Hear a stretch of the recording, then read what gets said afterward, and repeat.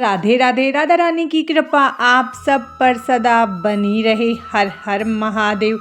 महाशिवरात्रि की आप सभी को हार्दिक शुभकामनाएं। आज हम इस वीडियो में महाशिवरात्रि की घर पर पूजा कैसे करें उस बारे में जानेंगे। तो चलिए हम अपनी वीडियो शुरू करते हैं। सबसे पहले आप उस जगह को साफ कर ले जहां पर आपको शिवरात्रि की पूजा करनी है। अगर आपके मंदिर में जगह है तो आप उधर भी शिवरात्रि की पूजा कर सकते हैं। उसके बाद चौकी लेकर उस पर सफ़ेद कपड़ा बिछा ले। उसके बाद पुष्प या अक्षत का आसन देकर शिव परिवार की फोटो, मूर्ति या तस्वीर को स्थापित करे। उसके बाद भगवान के सीधे हाथ की तरफ चौकी पर अष्टदल कमल का निर्माण करे। उसके बाद तांबे पीतल का लोटा लेकर उस पर स्वास्तिक बनाए और कलावा बांधे। उसके बाद उसमें गंगा जल डाल ले। उसके बाद उसे कंठ तक शुद्ध जल से भर ले। अब उसमें एक हल्दी की गांठ, लौंग, सुपारी, एक का सिक्का, इलायची डाले। उसके बाद अशोक या आम के पत्ते लेकर उन्हें हल्दी रोली से टीक ले।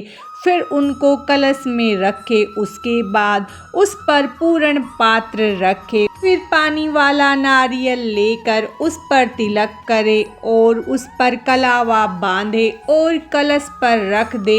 इस तरह कलश स्थापना कर ले। आप बिना कलश स्थापना के भी पूजा कर सकते हैं। उसके बाद अक्षत का आसन देकर हम अखंड दीपक जला लेंगे। फिर एक थाली या प्लेट लेकर एक बेलपत्र ले और उसे उसके अंदर रखे। उसके बाद बेलपत्र के ऊपर शिवलिंग रख ले। उसके बाद हम चौकी का शुद्धिकरण कर लेंगे। फिर हम हाथ में अक्षत, पुष्प और जल लेकर अपने व्रत का संकल्प करेंगे और सभी देवी देवताओं का आवाहन करेंगे। आप अपना नाम, गोत्र और स्थान बोलते हुए और आप शिवरात्रि का व्रत कैसे करेंगे, पूजा कैसे करेंगे उसका संकल्प ले और पुष्प और अक्षत को भगवान के चरणों में समर्पित कर दें। उसके बाद हम शिवलिंग को पहले शुद्ध जल से स्नान करवाएंगे। फिर हम पंचामृत या कच्चे दूध से भगवान का अभिषेक करेंगे। आप अभिषेक करते समय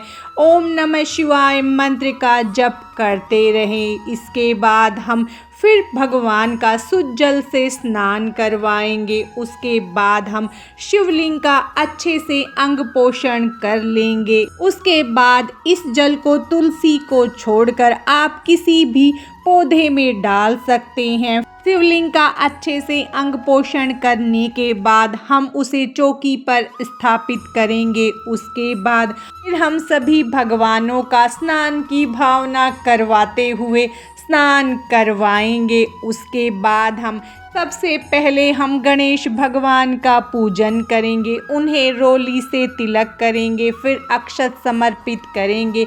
उसके बाद हम शिवलिंग को चंदन से तिलक करेंगे। भगवान शंकर को भी हम तिलक कर लेंगे। फिर हम सभी देवी देवताओं को, कलश को, दीप को तिलक करेंगे। उसके बाद हम सभी को अक्षत समर्पित कर देंगे। हम भगवान गणेश को जनेऊ समर्पित करेंगे। शिवलिंग पर जनेऊ समर्पित करेंगे। उसके बाद सभी को वस्त्र रूपी कलावा समर्पित करेंगे। माता गौरी को चुनरी समर्पित करेंगे। उसके बाद हम भगवान गणेश को पुष्प समर्पित करेंगे, दुर्वा समर्पित करेंगे। फिर हम शिवलिंग पर बेलपत्र समर्पित करेंगे। बेलपत्र समर्पित करने से पहले आप उसका पीछे वाला हिस्सा तोड़ ले और उस पर चंदन से तिलक करें या राम लिखकर भगवान पर अर्पित करें। उसके बाद हम धतूरे का फूल, धतूरे के पत्ते,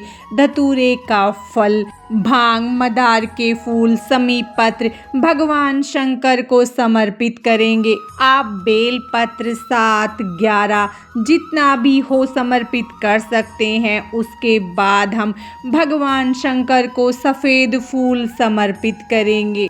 फिर हम सभी देवी देवताओं को, कलश को और दीपक को पुष्प समर्पित करेंगे। उसके बाद शिवरात्रि के दिन भगवान शंकर पर रोली और हल्दी भी समर्पित की जाती है, तो आप वो समर्पित कर दें।